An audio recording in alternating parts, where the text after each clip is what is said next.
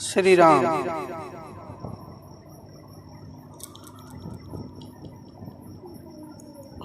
देवता कहते हैं सरस्वती जी से कि हमारी बड़ी विपत्ति को देखकर आज वही कीजिए जिसे श्री रामचंद्र जी राज्य त्याग कर वन को चले जाए और देवताओं का सब कार्य सिद्ध हो। देवताओं की विनती सुनकर सरस्वती जी खड़ी खड़ी पछता रही है कि मैं कमल के वन के लिए हेमंत ऋतु की रात हुई। उन्हें इस प्रकार पछताते देखकर देवता फिर विनय करके कहने लगे, हे माता, इसमें आपको जरा भी दोष न लगेगा। श्री रघुनाथ जी विषाद और हर्ष से रहित हैं। आप तो श्री रामचंद्र जी के सब प्रभाव को जानते ही हैं। जीव अपने क्रमवश ही सुख दुख का भागी होता है।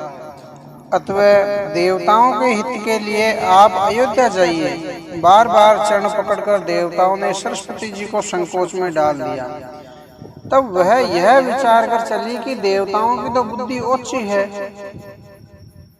इनका निवास तो ऊंचा है पर इनकी करनी नीची है। ये दूसरों का ऐश्वर्य नहीं देख सकते परंतु आगे के काम के विचार के यानी आगे का काम विचार करके और श्री रामचंद्र जी के वन जाने से राक्षसों का वध होगा जिससे सारा जगत सुखी हो जाएगा।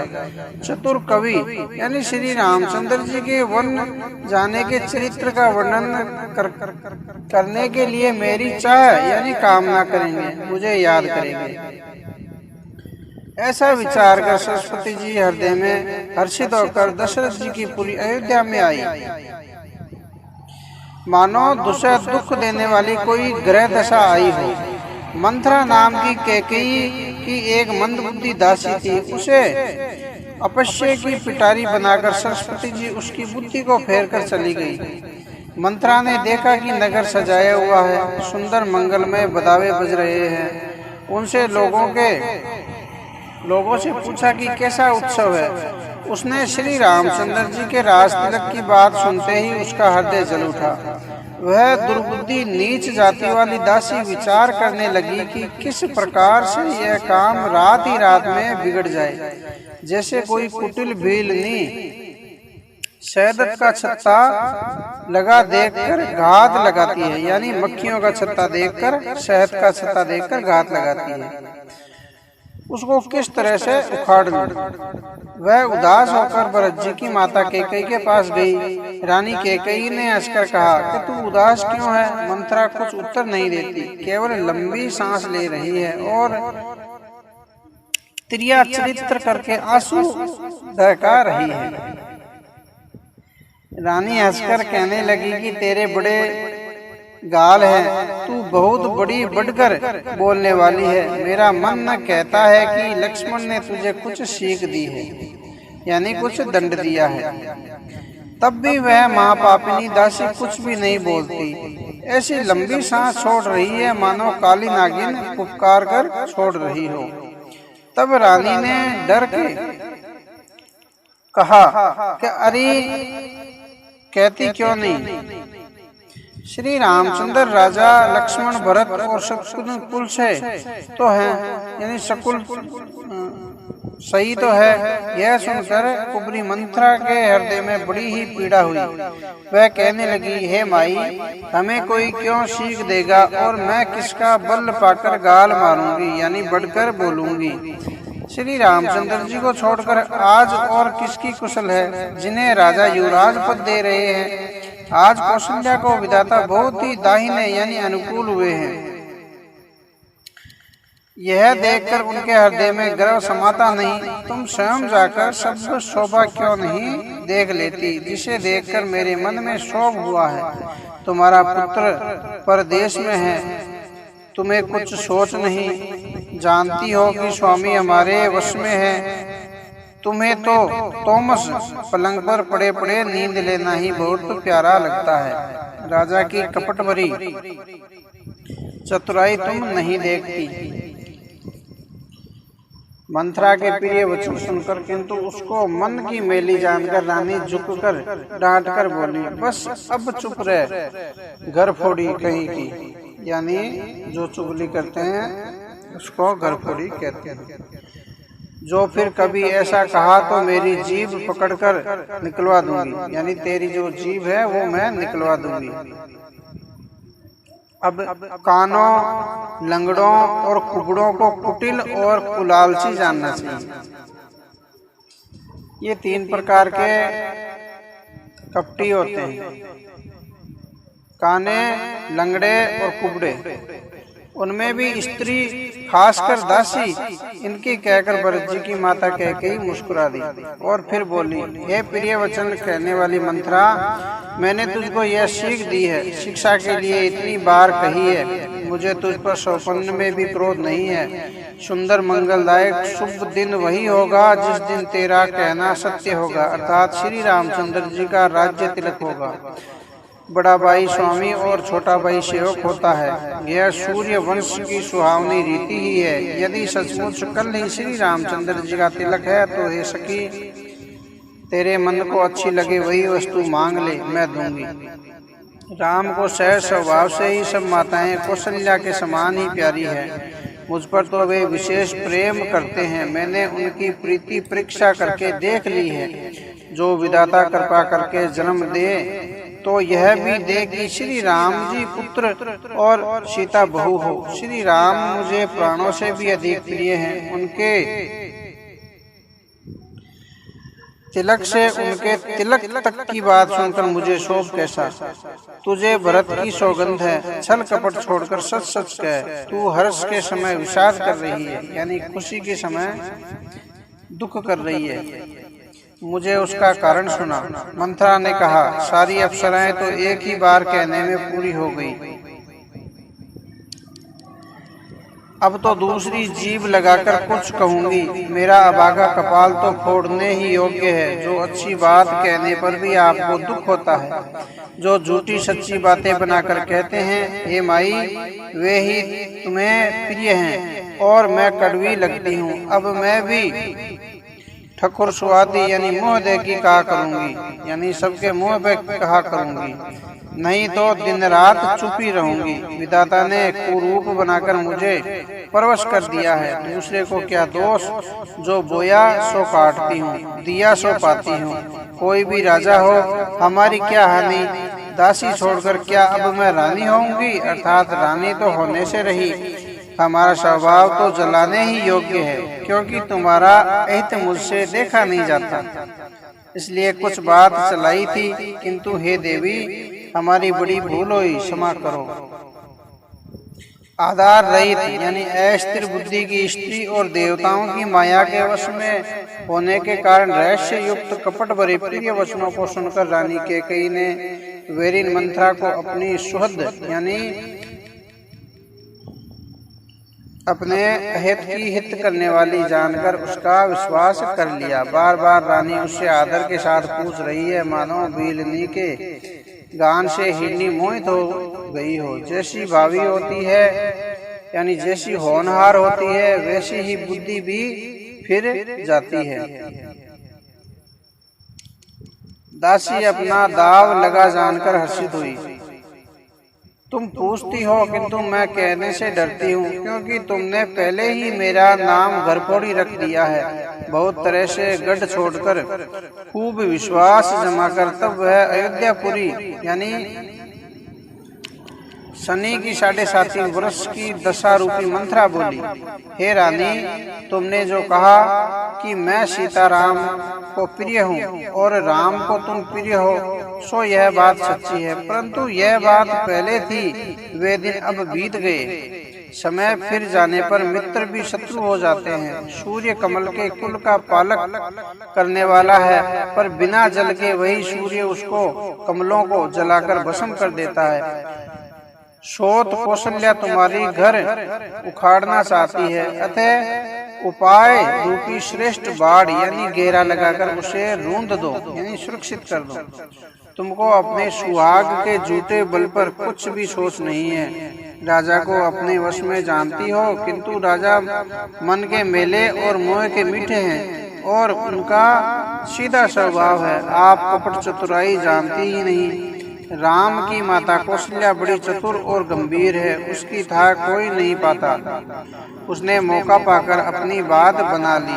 राजा ने जो भरत को ननिहाल भेज दिया उसमें आप सब राम की माता की सलाह समझिए।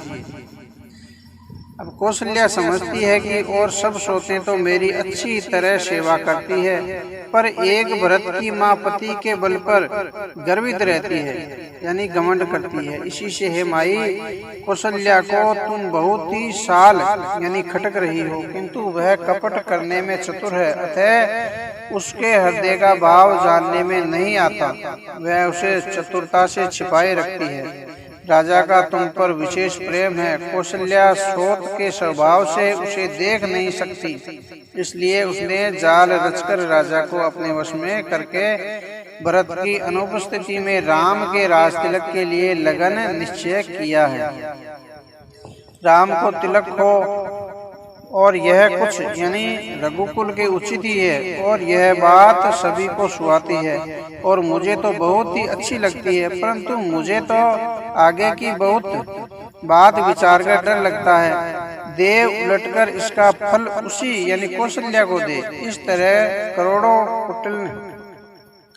करोड़ों कुटिलपन की बातें गड़ कर मंथरा ने कैकेयी को उल्टा सीधा समझा दिया और सैकड़ों सोतों की कहानियां उस प्रकार बना कर कही जिस प्रकार विरोध बढ़े। होनहार वश कैकेयी मन में विश्वास हो गया। रानी फिर सौगंध दिलाकर पूछने लगी। मंथरा बोली, क्या पूछती हो? अरे तुमने अब भी नहीं समझा, अपने भले बुरे को अथवा मित्र शत्रु को तो पशु भी पहचान लेते हैं। पूरा पखवाड़ा बीत गया, सामान सजते और तुमने खबर पाई है आज मुझसे। मैं तुम्हारे राज्य में खाती पहनती हूँ, इसलिए सच कहने में मुझे कोई दोष नहीं है। यदि मैं कुछ बनाकर झूठ कहती होंगी तो विधाता मुझे दंड देगा। यदि कल राम को राज तिलक हो गया तो समझ रखना कि तुम्हारे लिए विधाता ने विपत्ति का बीज बो दिया है। मैं यह बात लकीर खींचकर बलपूर्वक कहती हूँ। हे भामिनी, तुम तो अब दूध की मक्खी हो गई। जैसे दूध में पड़ी हुई मक्खी को लोग निकाल कर फेंक देते हैं, वैसे ही तुम्हें भी लोग घर से निकाल कर बाहर फेंकेंगे। जो पुत्र सहित कौशल्या की चाकरी बजाओगी तो घर में रह सकोगी, अन्यथा घर में रहने का दूसरा उपाय नहीं है। कुर्दन ने विधाता को दुख दिया था, तुम्हें कौशल्या देगी। भरत कारागार का सेवन करेगा, जेल की हवा खाएंगे और लक्ष्मण राम के नायक यानी सहकारी होंगे। कैकेयी मंथरा की कड़वी वाणी सुनते ही डरकर सूख गई, कुछ बोल नहीं सकती। शरीर में पसीना हो आया और वह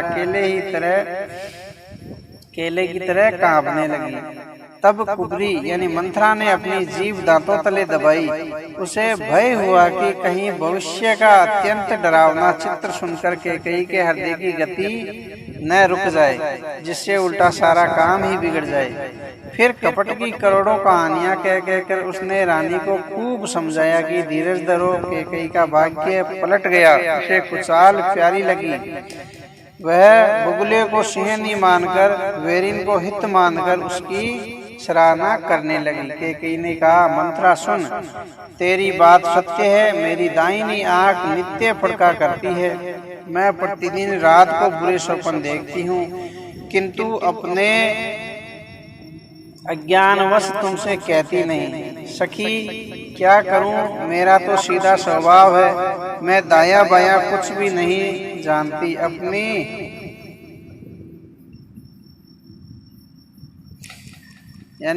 चलते जहाँ तक मेरा वश चला, मैंने आज तक कभी किसी का बुरा नहीं किया। ये बात मंथरा ने कही। कभी हेलो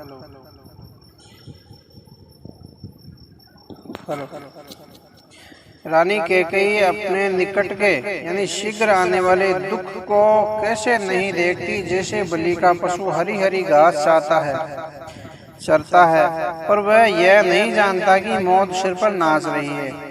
मंत्रा की बातें सुनने में तो कोमल है, पर परिणाम में कठोर भयानक है, मानो वह शहद में घोलकर जहर पिला रही हो।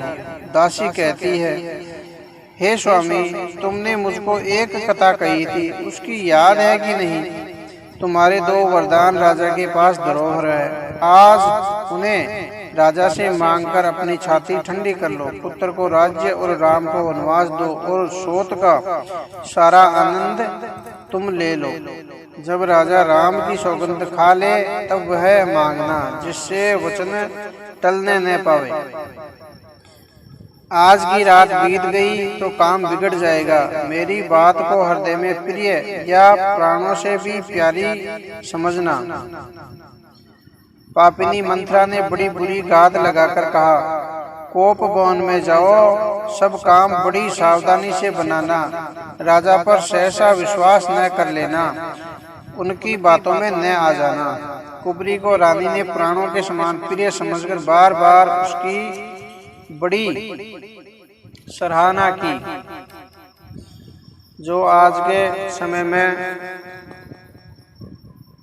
मन से कुटिल बात कहते हैं, वो सबको प्रिय लगती है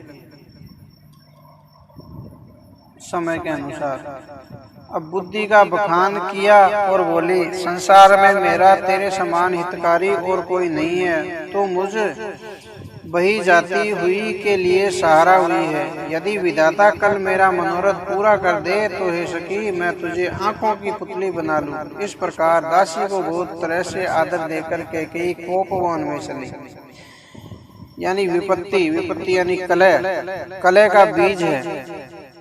विपत्ति कलह का बीज है। दासी वर्षा ऋतु है। कैकेयी की बुद्धि उस बीज के बोने के लिए जमीन हो गई। उसमें कपट रूपी जल पाकर अंकुर फूट निकला। दोनों वरदान उस अंकुर के 2 पत्ते हैं और अंत में इसके दुख रूपी फल होगा। कैकेयी कोप का सब साज सजकर कोप भवन में जा सोई। राज्य करती हुई वह अपनी दुष्ट बुद्धि से नष्ट हो गई। राजमहल और नगर में धूमधाम मच रही है। इस कुचाल को कोई कुछ नहीं जानता। बड़े ही आनंदित होकर नगर के सब स्त्री पुरुष शुभ मंगलाचार के साज सज रहे हैं। कोई भीतर जाता है, कोई बाहर निकलता है। राजद्वार में बड़ी भीड़ हो रही है। श्री रामचंद्र जी के बाल सखा राज तिलक का समाचार सुनकर हृदय में हर्षित होते हैं।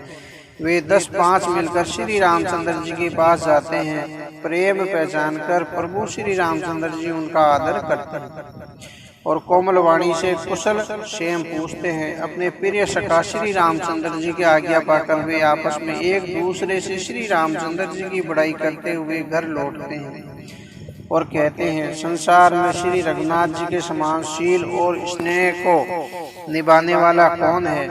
भगवान हमें यही दे कि हम अपने कर्मवश भ्रमते हुए जिस जिस योनि में जन्मे, वहाँ वहाँ उस योनि में हम तो सेवक हों और सीतापति श्री रामचंद्र जी हमारे स्वामी हो। और यह नाता अत्यंत निभ जाए। नगर में सबकी ऐसी ही अभिलाषा है, परंतु कैकेयी के हृदय में बड़ी जलन हो रही है। कुसंगति पाकर कौन नष्ट नहीं होता। नीच के मत के अनुसार चलने से चतुराई नहीं रह जाती। यानी जिनकी बुद्धि भी नीच है, उनकी करनी भी नीच है। संध्या के समय राजा दशरथ आनंद के साथ कैकेयी के महल में गए, मानो साक्षात इसने ही शरीर धारण कर निष्ठुरता के पास गया हो। कोप भवन का नाम सुनकर राजा सहम गए। डर के मारे उनका पांव आगे को नहीं बढ़ता। स्वयं देवराज इंद्र जिनकी भुजाओं के बल पर राक्षसों से निर्भय होकर बसता है और संपूर्ण राजा लोग जिनका रुख देखते रहते हैं, वही राजा दशरथ स्त्री का क्रोध सुनकर सूख गए हैं, दुखी हो गए हैं। कामदेव का प्रताप और महिमा तो देखिए, जो त्रिशूल, वज्र और तलवार आदि की चोट अपने अंगों पर सहने वाले हैं। वे रतिनाथ कामदेव के पुष्प बाण से मारे गए हैं। राजा डरते डरते अपनी प्यारी कैकेयी के पास गए। उनकी दशा देखकर उन्हें बड़ा ही दुख हुआ। कैकेयी जमीन पर पड़ी है, पुराना मोटा कपड़ा पहने हुए है, शरीर के नाना आभूषणों को उतार कर फेंक दिया है। उस दुर्बुद्धि कैकेयी को यह कुवेश बुरा वेश कैसी फब रहा है, मानो भावी विधवापन की सूचना दे रहा है।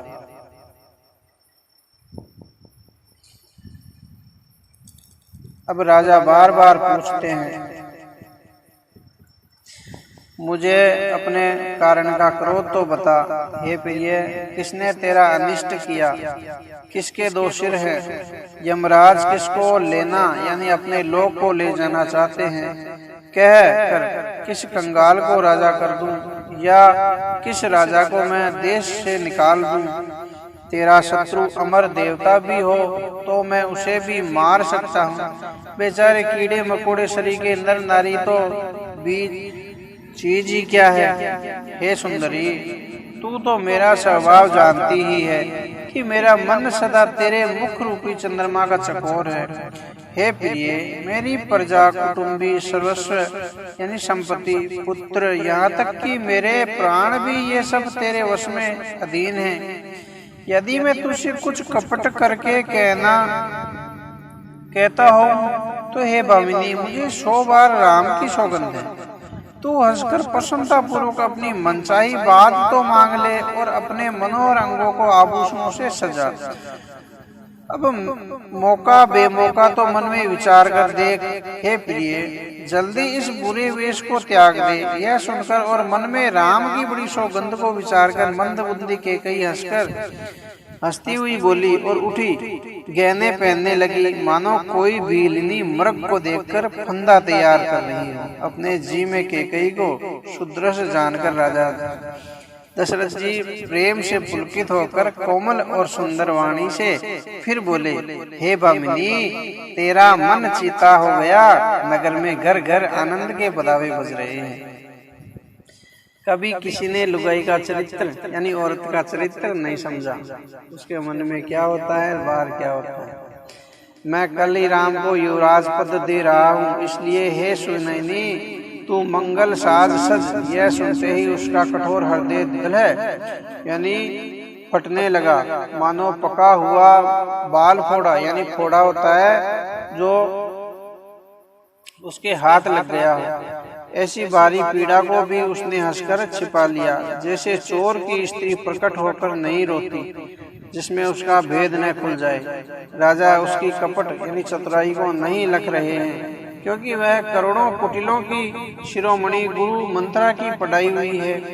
यज्ञ भी राजा नीति में निपुण है, परंतु त्रिया चरित्र अथाह समुद्र है यानी लुगाई का चरित्र अपार समुद्र है। फिर वह कपट युक्त प्रेम बढ़ाकर उससे प्रेम दिखाकर नेत्र और मुंह मोड़कर हंसती हुई बोली, हे प्रीतम, आप मांग मांग तो कहा करते हैं पर देते कभी कुछ भी नहीं है। आपने 2 वरदान देने को कहा था, उसके भी मिलने में संदेह है। राजा ने हंसकर कहा कि अब मैं तुम्हारा मर्म यानी मतलब समझ गया। मान करना तुम्हें परम प्रिय है। तुमसे उन वरों को थाते यानी धरोहर रखकर फिर कभी मांगा ही नहीं। मेरा भूलने का स्वभाव होने से मुझे भी वह प्रसंग याद नहीं रहा यानी वो वचन याद नहीं रहे। मुझे झूठ मूठ दोष मत दो, चाहे 2 के बदले 4 मांग लो। रघुकुल में सदा से यही रीति चली आई है कि प्राण भले ही चले जाए पर वचन नहीं जाता। असत्य के समान पापों का समूह भी अच्छा नहीं है। क्या करोड़ों गुंगचियां मिलकर भी कहीं पहाड़ के समान हो सकती है? मतलब जो छोटे पत्थर होते हैं वो मिलके पहाड़ के समान हो सकती है। अब सत्य ही समस्त उत्तम सुकृतों यानी पुण्यों की जड़ है। यह बात वेद पुराणों में प्रसिद्ध है और मनुजीते भी यही कहा करते हैं। उस पर मेरे द्वारा श्री रामचंद्र जी की शपथ करने में आ गई, मुंह से निकल पड़ी। श्री रघुनाथ जी मेरे सुकृत पुण्य और स्नेह की सीमा है। इस प्रकार बात पक्की करा के दुर्बुद्धि कैकेयी हंसकर बोली, मानो उसने कुमत यानी बुरे विचार रूपी दुष्ट पक्षी यानी बाज को छेड़ के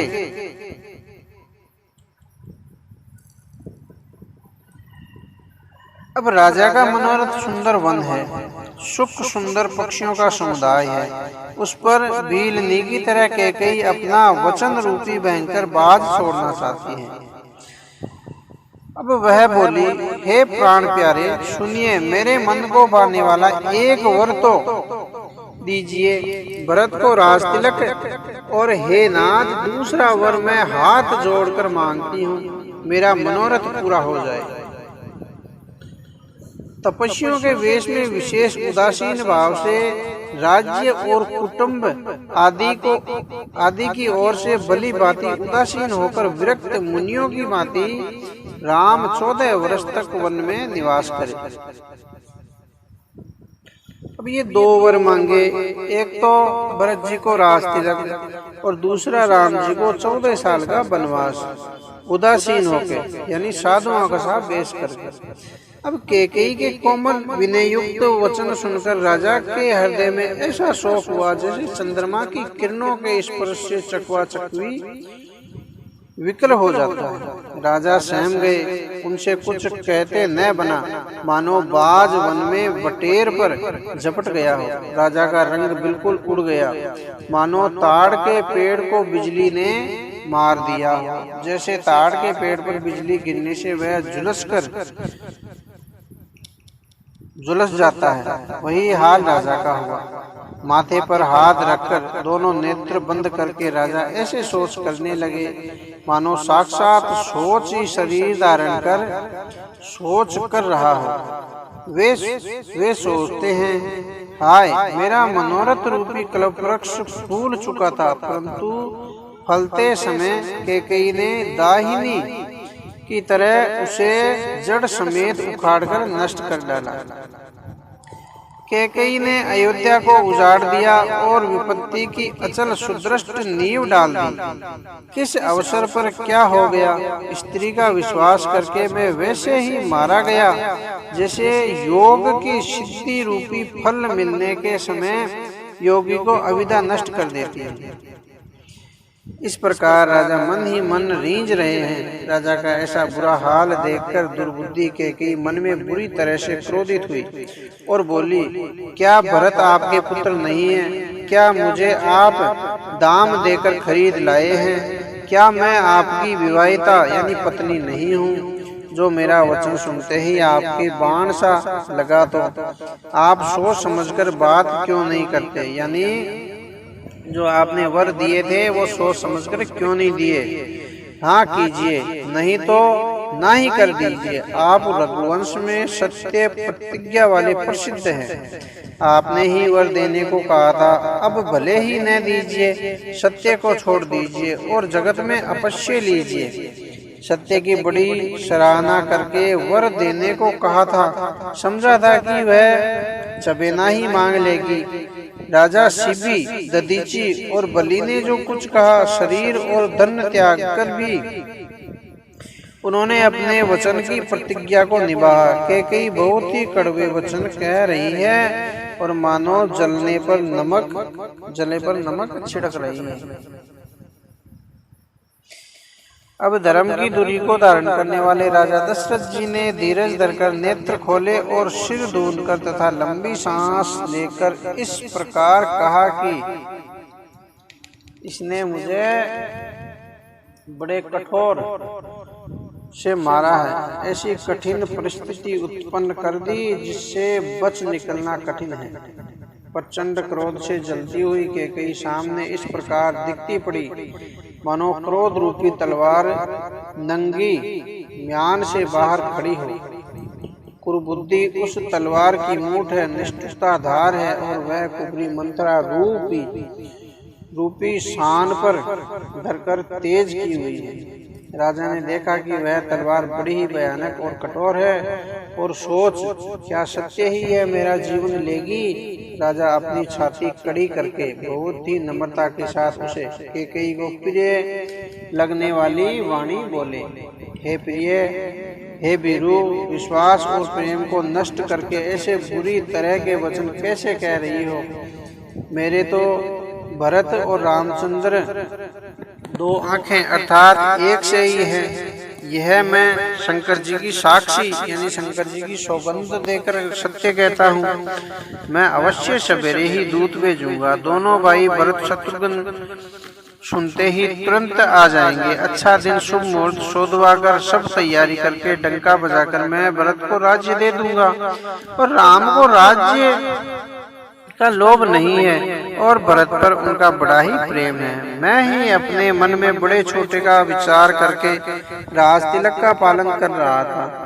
अब बड़े को राज तिलक देने जा रहा था। राम की 100 बार सौगंध खाकर मैं स्वभाव से ही कहता हूँ कि राम की माता कौशल्या ने इस विषय में मुझसे कभी कुछ भी नहीं कहा। अवश्य ही मैंने तुमसे बिना पूछे यह सब किया। इसी से मेरा मनोरथ खाली गया। अब क्रोध छोड़ दे और मंगल शासक।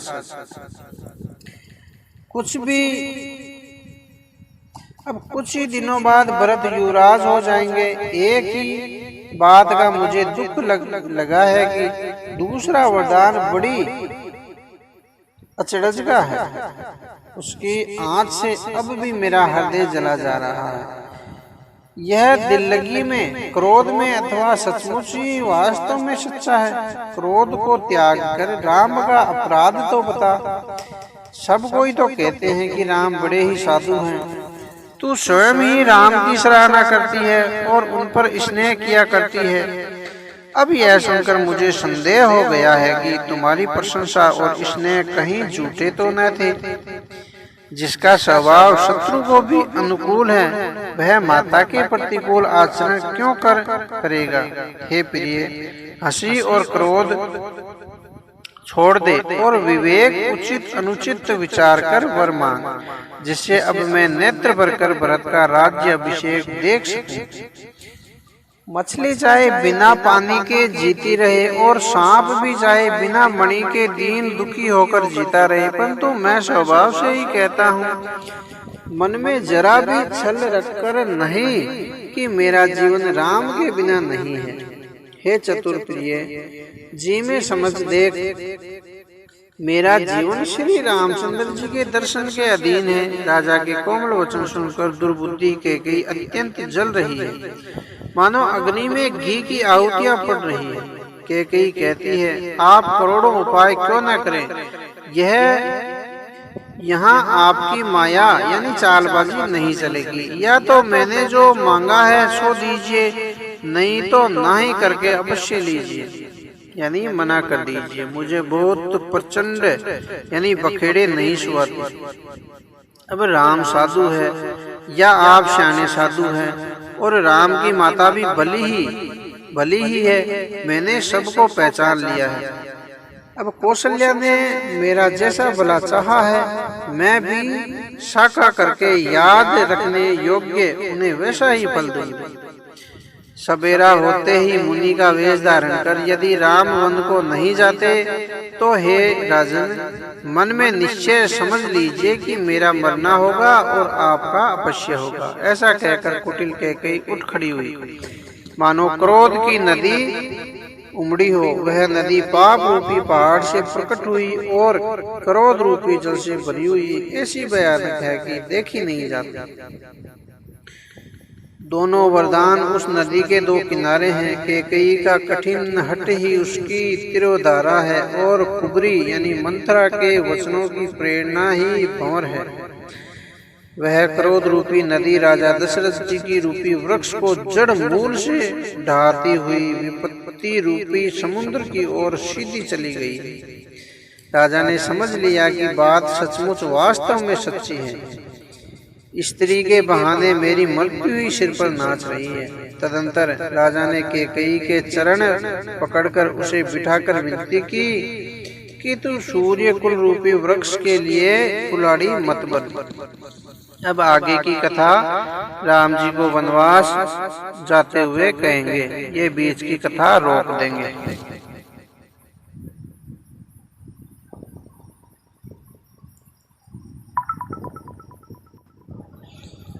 क्योंकि जो कैकेयी ने कहा वो कथा में कहना बहुत मुश्किल है, इसलिए अब आगे की कथा कहते हैं।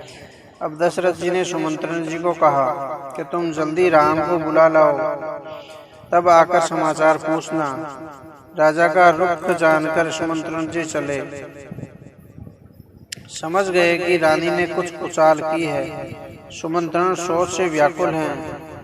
रास्ते पर पैर नहीं पड़ता, आगे बढ़ता ही नहीं जाता।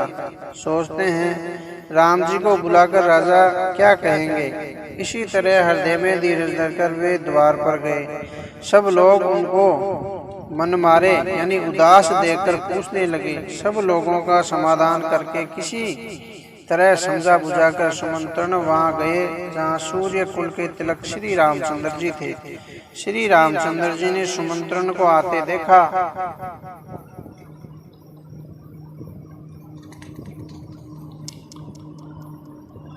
तो पिता के समान समझकर उनका आदर किया। श्री रामचंद्र जी के मुख को देखकर और राजा की आज्ञा सुनाकर वे रघुकुल के दीपक श्री रामचंद्र जी को अपने साथ लिवा चले। श्री रामचंद्र जी मंत्री के साथ बुरी तरह से बिना किसी लज्जाव के यानी जा रहे हैं। यह देखकर लोग जहां तहां विषाद कर रहे हैं। रघुवंश मणि श्री रामचंद्र जी ने जाकर देखा कि राजा अत्यंत ही बुरी हालत में पड़े हैं। मानो सिंहनी को देखकर कोई बूढ़ा गजराज सहम कर गिर पड़ गया हो। राजा के होठ सूख रहे हैं और सारा शरीर जल रहा है। मानो मणि के बिना सांप दुखी हो रहा हो। पास ही क्रोध से भरी हुई कैकेयी को देखा, मानो साक्षात मरती हुई बैठी राजा के जीवन की अंतिम घड़ियां गिन रही हो। श्री रामचंद्र जी का स्वभाव कोमल और करुणामय है। उन्होंने अपने जीवन में पहली बार यह दुख देखा। इससे पहले कभी उन्होंने कभी सुना भी नहीं था। तो भी समय का विचार करके हृदय में धीरज धरकर उन्होंने मीठे वचन से माता कैकेयी से पूछा, हे माता, मुझे पिता के दुख का कारण तो कहो, ताकि जिससे उनका निवारण हो यानी दुख दूर हो। यह यत्न किया जाए। कैकेयी ने कहा, हे राम, सुनो, सारा कारण यही है कि राजा का तुम पर बहुत स्नेह है। इन्होंने मुझे 2 वरदान देने को कहा था। मुझे जो कुछ अच्छा लगा वह मैंने मांगा है या मांग लिया। उसे सुनकर राजा के हृदय में सोच हो गया, क्योंकि वे तुम्हारा संकोच नहीं छोड़ सकते। इधर तो पुत्र का स्नेह है और उधर वचन प्रतिज्ञा, यानी राजा इसी धर्म संकट में पड़ गए हैं। यदि तुम कह सकते हो तो राजा की आज्ञा शिरोधार्य करो और इनके कठिन कलेशों को मिटाओ। कैकेयी बेधड़क बैठी ऐसी कड़वी वाणी कह रही है जिसे सुनकर स्वयं कठोरता भी अत्यंत व्याकुल हो उठी। जीव धनुष है, वचन बहुत से तीर हैं और मानो राजा ही कोमल निशाने के समान है। इस सारे साथ समान के साथ मानो स्वयं कठोर श्रेष्ठ वीरता शरीर धारण करके धनुष विधा सीख रहा है। श्री रामचंद्र जी को सब हाल सुनाकर वह ऐसे बैठी है मानो निठुरता ही शरीर धारण किए हुए। सूर्य कुल के सूर्य स्वामी भी आनंद निदान श्री रामचंद्र जी मन में मुस्कुराकर कह सब दूषणों से रहित ऐसे कोमल और सुंदर वचन बोले जो मानो वाणी के भी भूषण थे। हे माता, सुनो, वही पुत्र बड़भागी है जो पिता के माता के वचनों का अनुरागी पालन करने वाला है। आज्ञा पालन के द्वारा माता पिता को संतुष्ट करने वाला पुत्र है। हे जननी, सारे संसार में दुर्लभ है, मतलब ऐसा पुत्र बहुत कम मिलते हैं। वन में विशेष रूप से मुनियों का मिलाप होगा, जिनमें मेरा सभी प्रकार से कल्याण है, जिसमें मैं भी फिर पिता की आज्ञा और हे जननी तुम्हारी सम्मति है और प्राण प्रिय भरत राज्य पाएंगे। इन सभी बातों को देखकर यह प्रीत होता है कि आज विधाता सब प्रकार से मुझे सम्मुख है, मेरे अनुकूल है। यदि ऐसे काम के लिए भी मैं वन को न जाऊं तो मूर्खों के समाज में सबसे पहले मेरी गिनती करनी चाहिए। जो वृक्षों को छोड़कर रेंड की सेवा करते हैं, मतलब जो अरंडी होती है उसकी सेवा करते हैं और अमृत त्याग कर विष मांग लेते हैं, हे माता तुम मन में विचार कर देखो, वे महामूर्ख भी ऐसा मौका पाकर कभी न चूकेगा। हे माता, मुझे एक ही दुख विशेष रूप से हो रहा है कि वह महाराज को अत्यंत व्याकुल देखकर इस थोड़ी सी बात के लिए ही पिताजी जो इतना भारी दुख हो रहा है। हे माता, मुझे इस बात पर विश्वास नहीं होता, क्योंकि महाराज तो बड़े ही धीर और गुणों के अथाह समुद्र हैं। अवश्य ही मुझसे कोई बड़ा अपराध हो गया होगा, जिसके कारण महाराज मुझसे कुछ भी नहीं कहते। तुम्हें मेरी सौगंध है माता, तुम सच सच कहो। रघुकुल में श्रेष्ठ श्री रामचंद्र जी के स्वभाव से ही सब सीधे वचनों को दुर्बुद्धि के कई टेढ़ा ही करके जान रही है। जैसे यज्ञ भी जल समान ही होता है, परंतु जोंक उसमें टेढ़ी चाल से ही चलती है। रानी केकई श्री रामचंद्र जी का रुख पाकर हर्षित हो गई और कपट पूर्ण स्नेह दिखाकर बोली कि तुम्हारी शपथ और व्रत की सौगंध है, मुझे राजा के दुख का दूसरा कुछ भी कारण विदित नहीं है। हे तात, तुम अपराध के योग्य नहीं हो, तुमसे माता पिता का अपराध बन पड़े यह संभव नहीं है। तुम तो माता पिता और भाइयों को सुख देने वाले हो। हे राम, तुम तो जो कुछ कह रहे हो सब सत्य है। तुम पिता माता के वचनों के पालक में तत्पर हो। मैं तुम्हारी बलिहारी जाती हूँ। तुम पिता को समझाकर वही बात कहो जिससे चौथेपन यानी बुढ़ापे में इनका अपश्य न हो। जिस पुण्य के इनको तुम जैसे पुत्र दिए, यानी जो पुण्य किया था उससे तुम्हारे जैसे पुत्र हुए, उसका निरादर करना उचित नहीं है। कैकेयी के बुरे मुख से ये शुभ वचन कैसे लगते हैं, जैसे मगध देश में गया आदित्य तीर्थ। श्री रामचंद्र जी को माता कैकेयी के सब वचन ऐसे अच्छे लगे जैसे गंगा जी में जाकर अच्छे बुरे सभी प्रकार के जल शुभ सुंदर हो जाते हैं। इतने में राजा की मूर्छा दूर हुई। उन्होंने राम का स्मरण करके यानी राम जी कहकर फिर कर करवट ली। मंत्री जी ने श्री रामचंद्र जी का आना कहकर समयनाकोर विनती की। जब राजा ने सुना कि श्री रामचंद्र पधारे हैं तो उन्होंने धीरज धर के नेत्र खोले। मंत्री ने संभाल कर राजा को बैठाया। राजा ने श्री रामचंद्र जी को अपने चरणों में पड़ते प्रणाम करते देखा। स्नेह से विकल राजा ने राम जी को हृदय से लगा लिया, मानो सांप ने अपनी खोई हुई मणि फिर पा ली हो। राजा दशरथ जी श्री रामचंद्र जी को देखते ही रह गए। उनके नेत्रों से आंसुओं की धारा बह चली। शोक के विशेष वश होने के कारण राजा कुछ कह नहीं सकते। वे बार बार श्री रामचंद्र जी को हृदय से लगाते हैं और मन में ब्रह्मा जी को मनाते हैं कि जिससे श्री रघुनाथ जी वन को न जाए। फिर महादेव जी का स्मरण करके उनसे निहोरा करते हुए कहते हैं कि हे सदाशिव, आप मेरी विनती सुनिए। आप आशुतोष शीघ्र प्रसन्न होने वाले और मोह मांगा दे डालने वाले हैं, अतः मुझे अपना दीन सेवक जानकर मुझे दुख को दूर कीजिए, यानी मेरे दुख को दूर कीजिए। यानी आप प्रेम रूप से सबके हृदय में हैं और आप श्री रामचंद्र जी को ऐसी बुद्धि दीजिए जिससे वे मेरे वचन को त्याग कर और शील स्नेह को छोड़कर गरी में रह जावे। अब राजा दशरथ जी पिछले जन्म में राम जी से जो वरदान पाया था उसी में यही कहा था कि जब तक आप मेरे साथ रहे और जब आपसे वियोग हो जाए, यानी यानी आप राम जी आप मेरे से दूर हो जाएं तब मेरे प्राण निकल जाएं। तो वो दशरथ जी आज राजा राम जी के पिताजी हुए। अब राम जी को तो वनवास जाना ही था, राम जी तो वनवास के लिए ही अवतार लिया था।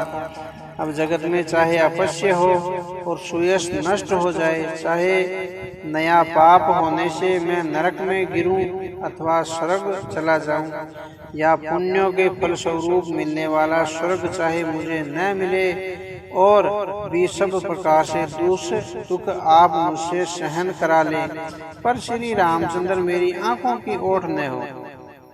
अब राजा मन ही मन इस प्रकार विचार कर रहे हैं।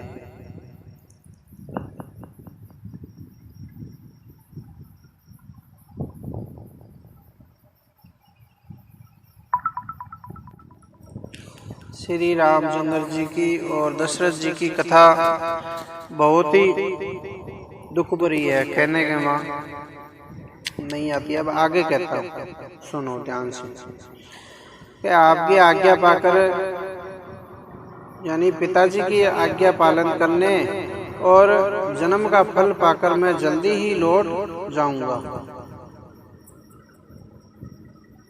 अतः कृपा यानी आज्ञा दीजिए, माता से विदा मांग आता हूँ, फिर आपके पैर लगकर प्रणाम करके वन को चला जाऊंगा। ऐसा कहकर तब श्री रामचंद्र जी वहां से चल दिए और राजा ने शोकवश कोई उत्तर नहीं दिया। वह बहुत ही तीखी अप्रिय बात नगर में इतनी जल्दी फैल गई कि मानो डंक मारते ही बिच्छू का विष सारे शरीर में चढ़ जाता हो। इस बात को सुनकर सब स्त्री पुरुष ऐसे व्याकुल हो गए जैसे दावानल वन में आग लग गई हो। देखकर बेल और वृक्ष मुरझा जाते हैं। जो जहाँ सुनता है वह वहीं सिर ढूंढने यानी पीटने लगता है। बड़ा विषाद है, किसी को धीरज नहीं बनता। सबके मुख सूखे जाते हैं, आंखों में आंसू बहते हैं, शोक हृदय में नहीं समाता, मानो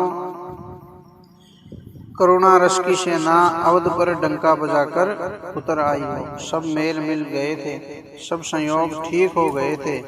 इतने में ही विधाता ने बात बिगाड़ दी। जहाँ तहाँ लोग कैकेयी को गाली दे रहे हैं। इस पापिनी को क्या सूझ पड़ा जो इतने छाए घर पर आग लगा दी। यह अपने हाथ से अपनी आंखों को निकालकर यानी आंखों के बिना ही देखना चाहती है और अमृत फेंककर विष चखना चाहती है। यह कुटिल कठोर दुर्बुद्धि और अभाग्नि कैकेयी रघुवंश रूपी बांस के वन के लिए अग्नि हो गई है। पत्ते पर बैठकर इसने पेड़ को काट डाला, सुख में शोक का ठाठ ठटकर रख दिया। श्री रामचंद्र जी इसे सदा प्राणों के समान प्रिय थे, फिर भी न जाने किस कारण इसने यह कुटिलता ठानी।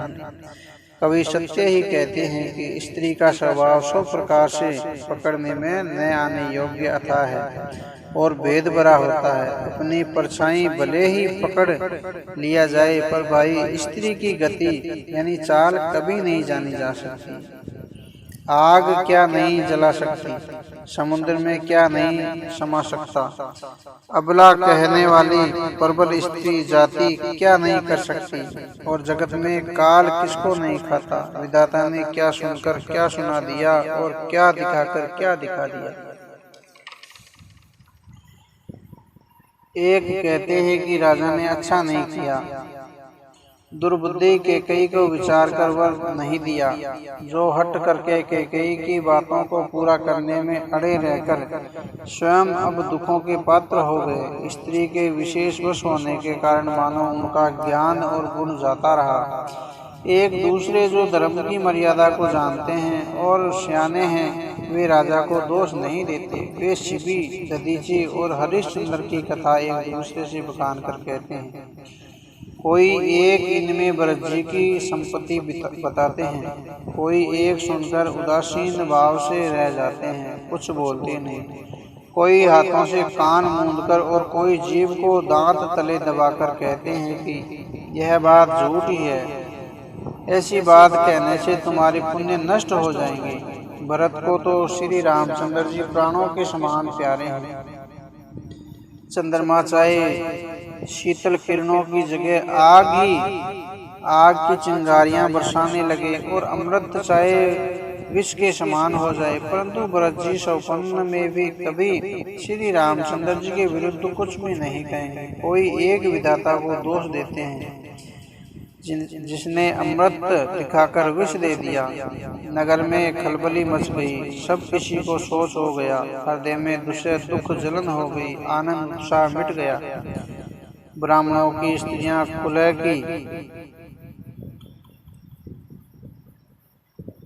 कुल की मान्य बड़ी बूढ़ी और जो कैकेयी की परम प्रिय थी, वे उसके शील की सराहना करके उसे सीख देने लगी, पर उसको उनके वचन बाणों के समान लगते थे। वे कहती है, तुम तो सदा कहती थी कि श्री रामचंद्र जी के समान मुझको भरत भी प्यारे नहीं है। इस बात को सारा जगत जानता है। श्री रामचंद्र जी पर तो तुम स्वाभाविक ही स्नेह करती रही हो, आज किस अपराध से उन्हें वन देती हो? तुमने कभी सोच या डाह नहीं किया। सारा देश तुम्हारे प्रेम और विश्वास को जानता है। अब कौशल्या ने तुम्हारा कौन सा बिगाड़ कर दिया है जिसके कारण तुमने सारे नगर पर ब्रज गिरा दिया है? क्या सीता जी अपने पति श्री रामचंद्र जी का साथ छोड़ देगी? क्या लक्ष्मण जी श्री रामचंद्र जी के बिना घर रह सकेंगे? क्या भरत जी श्री रामचंद्र जी के बिना अयोध्या का राज कर राज्य भोग सकेंगे? और क्या राजा श्री रामचंद्र जी के बिना जीवित रह सकेंगे? अर्थात न सीता जी यहाँ रहेगी, न लक्ष्मण जी रहेंगे, और न भरत जी राज्य करेंगे, और न राजा ही जीवित रहेंगे। सब उजाड़ हो जाएगा। हृदय में ऐसा विचार कर क्रोध छोड़ दो, शोक और कलंक की कोठी मत बनो। भरत को अवश्य ही युवराज पद दो, पर श्री रामचंद्र जी का वन का क्या काम है? श्री रामचंद्र जी राज्य के भूखे नहीं है। वे धर्म की धुरी को धारण करने वाले और विषय रस से रुके हैं, अर्थात उनमें विषाक्ति है ही नहीं। इसलिए तुम यह शंका न करो कि श्री राम जी वन न गए तो भरत के राज्य में विदन करेंगे। इतने पर भी मन न माने तो तुम राजा से दूसरा ऐसा यह वर लो कि श्री राम घर छोड़कर गुरु के घर चले जाएं। जो तुम हमारे कहने पर न चलोगी तो तुम्हारे हाथ कुछ भी नहीं लगेगा। यदि तुमने कुछ हंसी की है तो उसे प्रकट में कहकर जना दो कि मैंने दिल लगी की है। राजा रामसरी का पुत्र क्या वन के योग्य है? यह सुनकर लोग तुम्हारे को क्या कहेंगे? जल्दी उठो और वही उपाय करो जिस उपाय से इस शोक और कलंक का नाश हो। जिस तरह नगर भर का शोक और तुम्हारा कलंक मिटे, वही उपाय करके कुल की रक्षा कर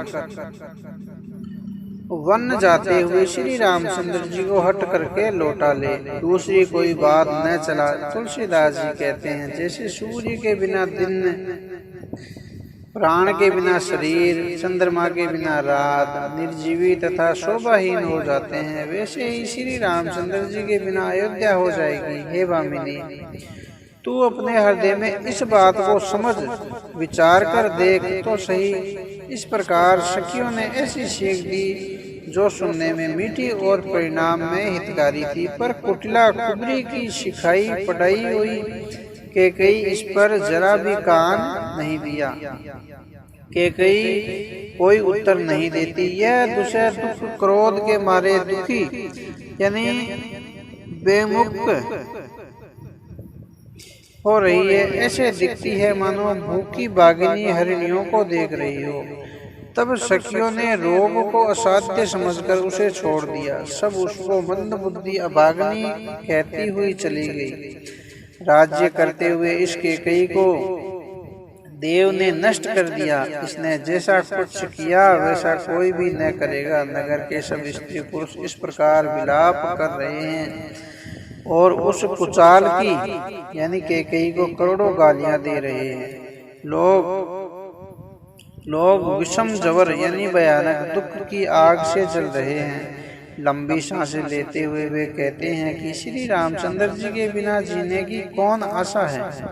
महान वियोग की आशंका से प्रजा ऐसी व्याकुल हो गई है मानो पानी सूखने के बाद समय यानी जलचर जीवों का समुदाय व्याकुल हो जाता है। सभी पुरुष और स्त्रियां अत्यंत विषाद के वश हो रहे हैं, दुखी हो रहे हैं। स्वामी श्री रामचंद्र जी माता कौशल्या के पास गए और उनका मुख प्रसन्न है और चित्त में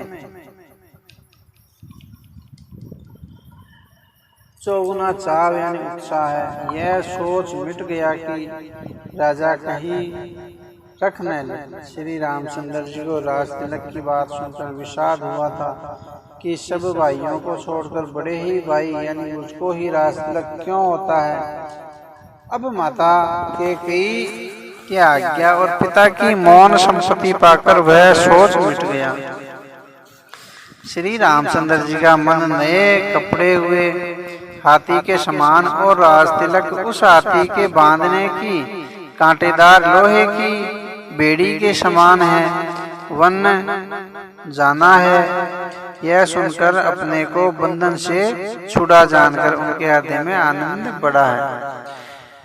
अब रघुकुल तिलक श्री रामचंद्र जी ने दोनों हाथ जोड़कर आनंद के साथ माता के चरणों में सिर नवाया। माता ने आशीर्वाद दिया, अपने हृदय से लगा लिया और उन पर गहने तथा कपड़े न्यौछावर किए। माता बार बार श्री रामचंद्र जी का मुख चूम रही है, नेत्रों में प्रेम का जल भरा है और सब अंग पुलकित हो रहे हैं। श्री रामचंद्र जी को अपनी गोद में बैठाकर फिर हृदय में लगा लिया। सुंदर स्तन प्रेम रस यानी दूध बहाने लगे। उनका प्रेम और महान आनंद कुछ कहा नहीं जाता, मानो कंगाल ने कुबेर का पद पा लिया हो। बड़े आदर के साथ सुंदर मुख देखकर माता मधुर वचन बोली, हे तात, माता बलियारी जाती है, कहो यह आनंद मंगलकारी लगन कब है जो मेरे पुण्यशील और सुख की सुंदर सीमा है और जन्म लेने के लाभ की पूर्णतम अवधि है, तथा जिस लगन को सभी स्त्री पुरुष अत्यंत व्याकुलता से इस प्रकार चाहते हैं जिस प्रकार प्यासे से चातक और चातकी शरद ऋतु के स्वाति नक्षत्र की वर्षा को चाहते हैं। हे तात, मैं बलैया लेती हूँ, तुम जल्दी नहा लो और जो मन भावे कुछ मिठाई खा लो भैया, तब पिता के पास जाना, बहुत देर हो गई है। माता बलियारी जाती है क्योंकि कौशल्या जी को उस बात का पता नहीं था। माता के अत्यंत अनुकूल वचन सुनकर जो मानो स्नेह रूपी कल्प वृक्ष के फूल थे, जो सुखमयी मकरंद पुष्प रस से भरे थे और श्री लक्ष्मी जी के मूल थे, ऐसे वचन रूपी फूलों को देखकर श्री रामचंद्र जी का मन रूपी बोरा उन पर नहीं लुभा। यानी राम जी ने उस बात पे ध्यान नहीं दिया क्योंकि वो राज तिलक की बात थी। धर्म धुरीण श्री रामचंद्र जी ने धर्म की गति को जानकर माता से अत्यंत कोमल वाणी से कहा, हे माता, पिता ने मुझको वन राज्य दिया है जहाँ सब प्रकार से मेरा बड़ा काम बनने वाला है। हे माता, तू प्रसन्न मन से मुझे आज्ञा दे जिससे मेरी वन यात्रा में आनंद मंगल हो। मेरे स्नेह वश भूल कर भी डरना नहीं। हे माता, तेरी कृपा से आनंद ही होगा। 14 वर्ष वन में रहकर पिता के वचनों को प्रमाणित सत्य कर फिर लौटकर तेरे चरणों का दर्शन करूंगा। तू मन को मलान यानी दुखी न कर।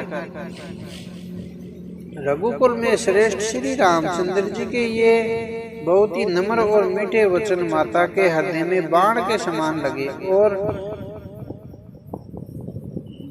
कसकने लगे। उस शीतल वाणी को सुनकर कौशल्या वैसे ही सहम कर सूख गई जैसे बरसात का पानी पड़ने से जवासा सूख जाता है। हृदय का विषाद कुछ कहा नहीं जाता, मानो सिंह की गर्जना सुनकर हिरनी निकल गई हो। नेत्रों में जल भर आया, शरीर थर थर कांपने लगा, मानो मछली मांझा यानी पहली वर्षा का फैन यानी जाग होते हैं खाकर बदसाव हो गई हो।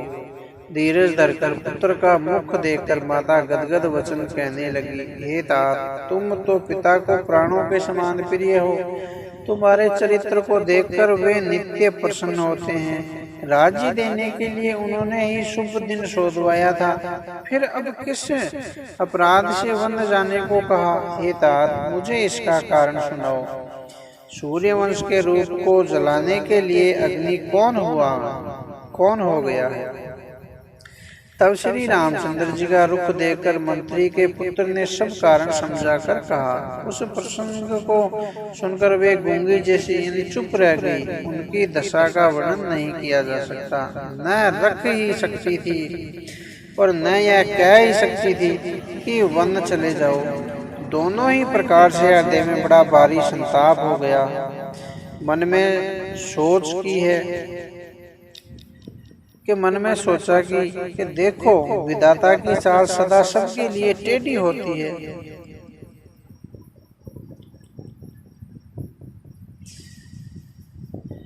अब लिखने लगे चंद्रमा और लिख गया राहु। धर्म और स्नेह दोनों ने कौशल्या जी की बुद्धि को घेर लिया। उनकी दशा सांप छछूंदर की सी हो गई। वे सोचने लगी कि यदि मैं अनुरोध यानी हट करके पुत्र को रख लेती हूँ तो धर्म जाता है और भाइयों में विरोध होता है, और यदि वन जाने को कहती हूँ तो बड़ी हानि होती है। इस प्रकार से धर्म संकट में पड़कर रानी विशेष रूप से सोच के वश हो गई। फिर बुद्धिमती कौशल्या जी स्त्री धर्म यानी पवित्र धर्म को समझकर और राम तथा भरत दोनों पुत्रों को समान जानकर सरल स्वभाव वाली श्री रामचंद्र जी माता बड़ा धीरज धरकर वचन बोली, हे तात, मैं बलिहारी जाती हूँ। तुमने अच्छा किया। पिता की आज्ञा का पालन करना ही सब धर्मों का शिरोमणि धर्म है। राज्य देने को कहकर वन दे दिया, इसका मुझे लेश मात्र भी दुख नहीं है। दुख तो इस बात का है कि तुम्हारे बिना भरत को, राजमहलों को और प्रजा को बड़ा भारी क्लेश होगा। हे तात, यदि केवल पिता की ही आज्ञा हो तो माता को पिता से बड़ी जानकर वन को मत जाओ, किंतु यदि पिता माता दोनों के वचन जाने को कहे तो वन तुम्हारे लिए सैकड़ों अयोध्या के समान है। वन के देवता तुम्हारे पिता होंगे और वन देवियां माताएं होंगी। वहाँ के पशु पक्षी तुम्हारे चरण कमलों के सेवक होंगे। राजा के लिए अंत में तो वनवास ही करना उचित होता है। केवल तुम्हारी सुकुमार अवस्था देखकर हृदय में दुख होता है। हे रघुवंश के तिलक, वन बड़ा भयानक है और यह अवध अभागी है जिसे तुमने त्याग दिया है। पुत्र, यदि मैं कहूँ कि मुझे भी साथ ले चलो तो तुम्हारे हृदय में संदेह होगा कि माता इसी बहाने मुझे रोकना चाहती है। हे पुत्र, तुम सभी के परम प्रिय हो, प्राणों के प्राण और हृदय के जीवन हो। वही प्राणाधार तुम कहते हो कि माता, मैं वन को जाऊं और मैं तुम्हारे वचनों को सुनकर बैठी पछताती हूँ। यह सोचकर झूठा स्नेह बढ़ाकर मैं हट नहीं करती। बेटा, मैं बलैया लेती हूँ। माता का नाता मानकर मेरी शुद्ध भूल न जाना। हे गोसाई, सब देव और पितर तुम्हारी वैसे ही रक्षा करें जैसे पलके आँखों की रक्षा करती है। तुम्हारे वनवास की अवधि 14 वर्ष जल है। प्रियजन और कुटुंबी मछली है। तुम दया की खान और धर्म की दूरी को धारण करने वाले हो। ऐसा विचार कर वही उपाय करना जिसमें सबके जीते जी तुम आज आ मिलो। मैं बलिहारी जाती हूँ। तुम सेवकों, परिवार वालों और नगर भर को अनाथ करके सुख पूर्वक वन को जाओ। राजा सबके पुण्यों का फल पूरा होगा। कठिन काल हमारे विपरीत हो गया। इस प्रकार बहुत विलाप करके और अपने को परम अभाग्नी जानकर माता श्री रामचंद्र जी के चरणों में लिपट गई। हृदय में भयानक दूसरे संताप छा गया। उस समय के बहुविधि विलाप का वर्णन नहीं किया जा सकता। श्री रामचंद्र जी ने माता को उठाकर हृदय से लगा लिया और फिर कोमल वचन कहकर उन्हें समझाया। उसी समय यह समाचार सुनकर सीता जी अकुला उठी और सास के पास जाकर उनके दोनों चरणों की वंदना कर सिर नवा कर नीचा करके बैठ गई। सास ने कोमल वाणी से आशीर्वाद दिया। वे सीता जी को अत्यंत सुकुमारी देखकर व्याकुल हो उठी। रूप की राशि और पिता के साथ पवित्र प्रेम करने वाली सीता जी नीचा मुख लिए बैठी सोच रही है कि जीवन नाथ यानी प्राणनाथ वन को चलना चाहते हैं। देखे किस पुण्यवान से उनका साथ होगा। शरीर और प्राण दोनों साथ जाएंगे या केवल प्राण ही से इनका साथ होगा। विधाता की करनी कुछ जानी नहीं जाती। सीता जी अपने सुंदर चरणों के नखों से धरती खुरच रही है। ऐसा कहते समय नुपुरों का जो मधुर शब्द हो रहा है, कवि उसका इस प्रकार वर्णन करते हैं कि मानो प्रेम के वश होकर नुपुर यह विनती कर रहे हैं कि सीता जी के चरण कभी हमारा त्याग न करें। सीता जी सुंदर नेत्रों से जल बहा रही है। उनकी यह दशा देखकर श्री रामचंद्र जी की माता कौशल्या जी बोली, हे तात सुनो, सीता अत्यंत ही सुकुमारी है तथा सास ससुर और कुटुंबी सभी को प्यारी है। इनके पिता जनक जी राजाओं के शिरोमणि हैं। ससुर सूर्य कुल के सूर्य और पति सूर्य कुल रूपी कुमुद के वन को खिलाने वाले चंद्रमा तथा गुण और रूप के भंडार हैं। फिर मैंने रूप की राशि, सुंदर गुण और शील वाली प्यारी पुत्र वधू पाई है। मैंने इन यानी जानकी जी को आंखों की पुतली बनाकर इनसे प्रेम बढ़ाया है और अपने प्राण इनमें लगा रखे हैं। इन्हें कल्पता के समान मैंने बहुत तरह से बड़े लाड चाव के साथ स्नेह रूपी जल से सींच कर पाला है। अब इस लता के फूलते फलते समय विधाता वाम हो गए हैं। कुछ जाना नहीं जाता कि इसका क्या परिणाम होगा। सीता ने पलंग के ऊपर यानी गोद और हिंडोले को छोड़कर कठोर पृथ्वी पर कभी पैर ही नहीं रखा। मैं सदा संजीवनी जड़ी के समान सावधानी से इनकी रखवाली करती रही हूँ। कभी दीपक की बत्ती हटाने को भी नहीं कहती। कहीं वही सीता जी अब तुम्हारे साथ वन चलना चाहती है। हे रघुनाथ, उसे क्या आज्ञा होती है। चंद्रमा की किरणों का रस अमृत चाहने वाली चकोरी सूर्य की ओर आंख किस तरह मिला सकती है। हाथी, सिंह, राक्षस आदि अनेक दुष्ट जीव जंतु वन में विचरते रहते हैं। हे पुत्र, क्या विष की वाटिका में सुंदर संजीवनी जड़ी बूटी शोभा पा सकती है।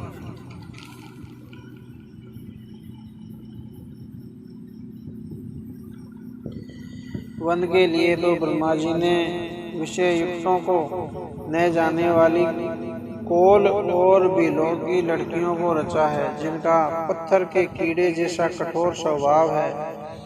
उन्हें वन में कभी क्लेश नहीं होता, अथवा तपस्वियों की स्त्रियां वन में रहने योग्य है, जिन्होंने तपस्या के लिए सब भोग तज दिए हैं। हे पुत्र, जो तपस्वी के बंदर को देखकर डर जाती है, वे सीता वन में किस तरह रह सकेगी।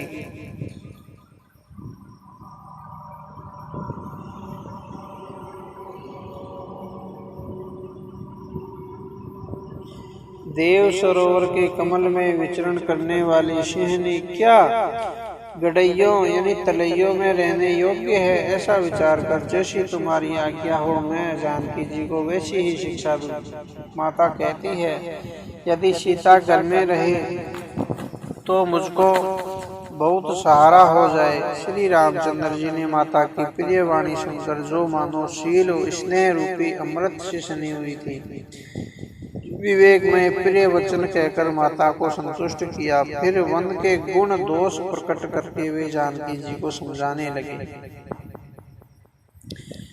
माता के सामने सीता जी से कुछ कहने में सकुचाते हैं, पर मन में यह समझकर कि यह समय ऐसा ही है, वे बोले, हे राजकुमारी, मेरी शिकावन सुनो। मन में कुछ दूसरी तरह न समझ लेना। जो अपना और मेरा भला चाहती हो तो मेरा वचन मानकर घर रहो।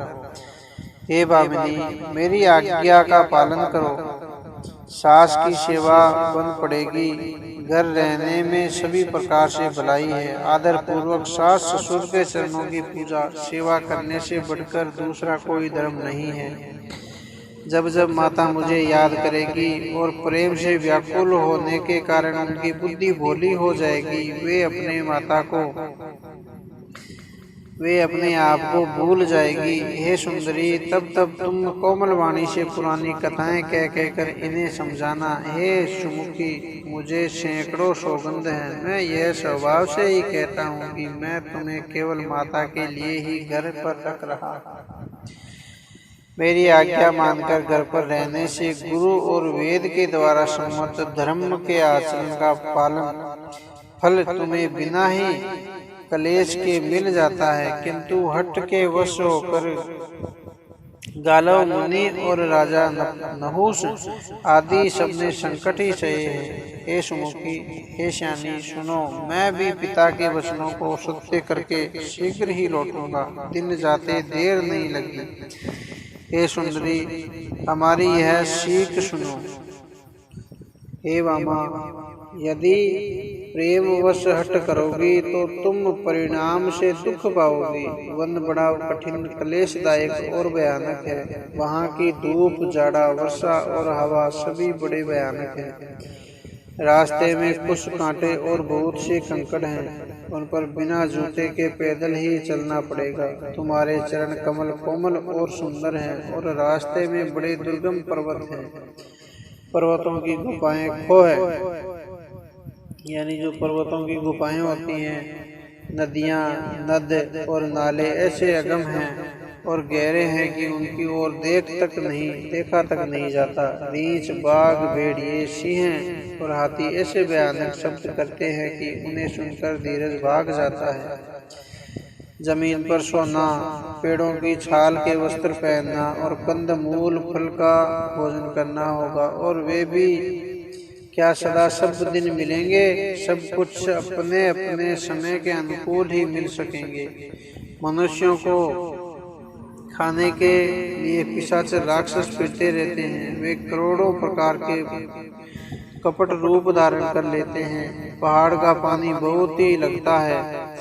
वन की विपत्ति बखानी नहीं जा सकती। वन में भीषण सर्प, भयानक पक्षी और स्त्री पुरुषों को चुराने वाले राक्षसों के झुंड रहते हैं।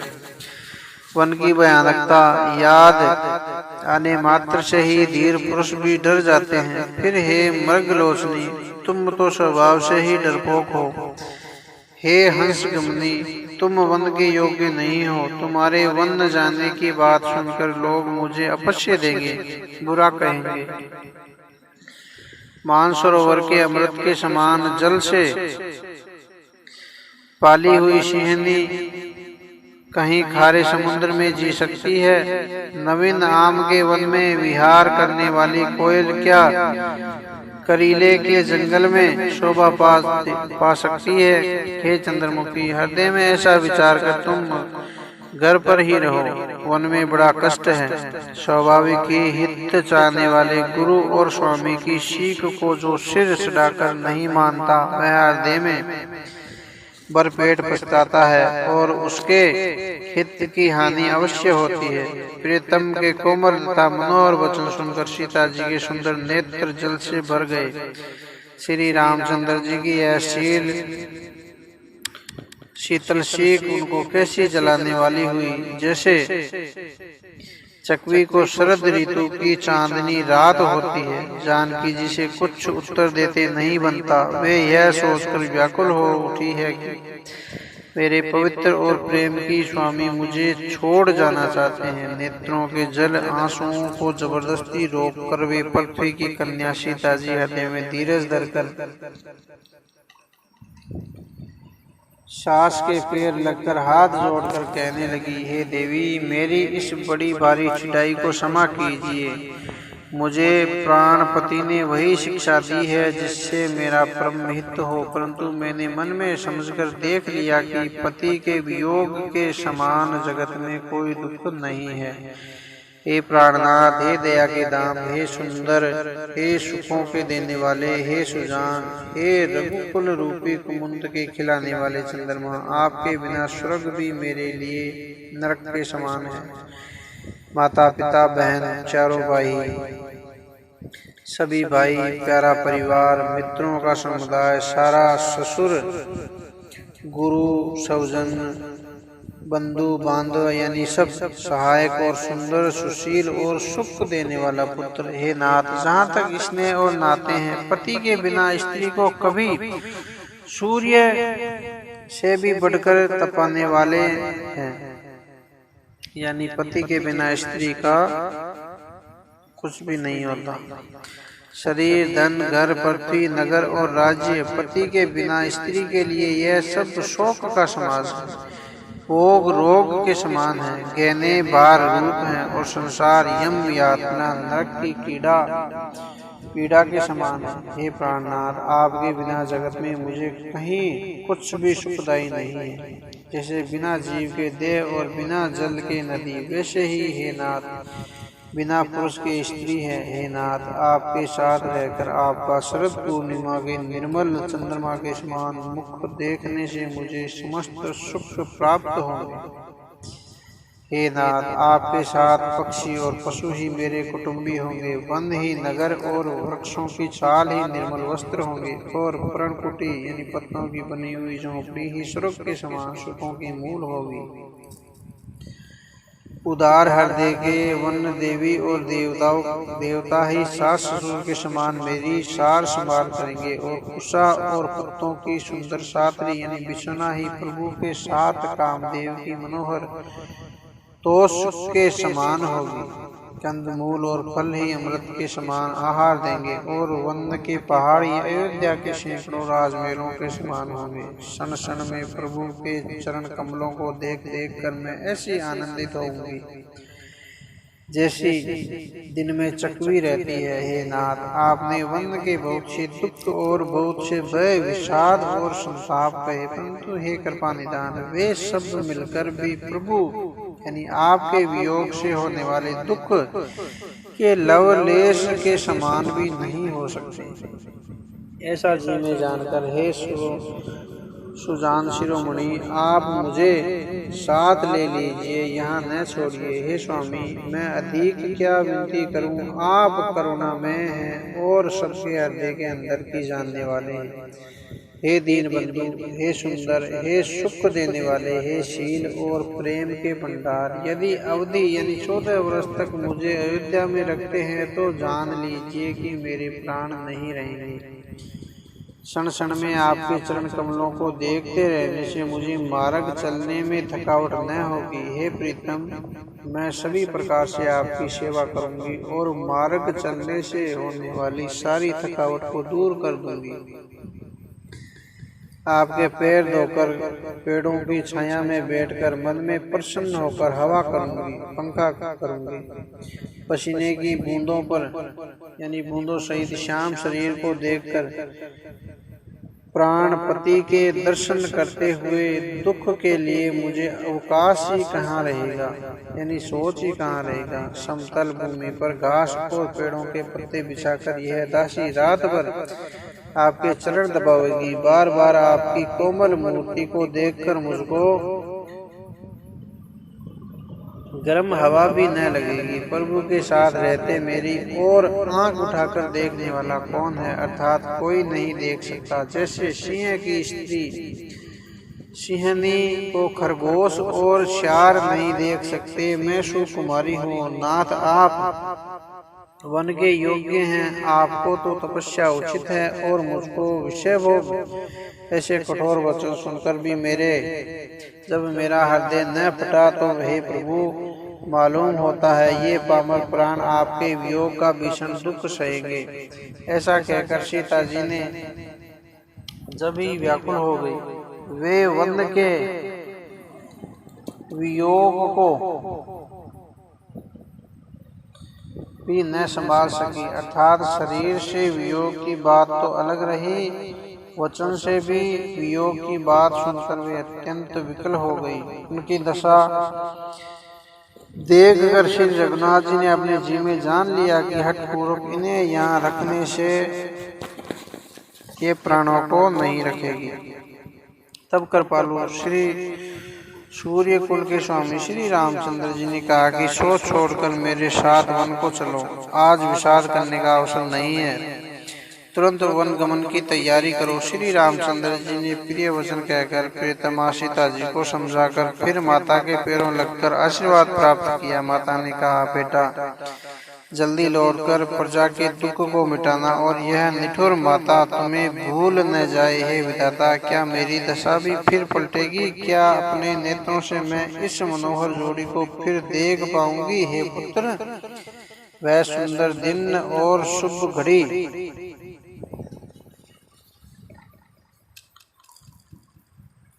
कब होगी जब तुम्हारी जननी जीते जी तुम्हारा चांद सा मुखड़ा फिर देखेगी। अब आगे की कथा कल कहेंगे। आज की कथा बड़ी ही दुख भरी थी। जय श्री राम।